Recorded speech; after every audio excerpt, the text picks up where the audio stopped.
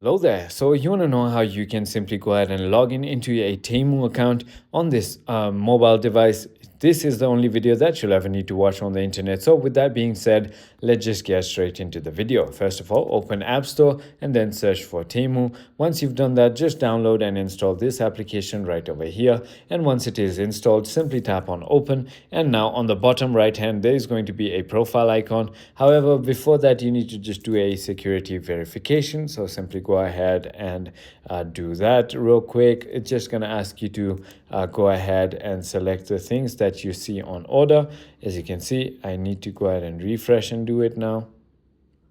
So for example, bird's wings. So it says dog's mouth, bird's tail, bird's wings, and then bird's beak. So simply tap on submit, and as you can see, validation is done. Now tap on the bottom right, click on the sign in button, and now this is where you can continue with Apple, continue with Google, continue with email, Facebook, and phone number. So simply tap on any of these and go ahead and enter those details, and you will be logged in. I hope this video was helpful to you. If it was, hit that like button, and I'll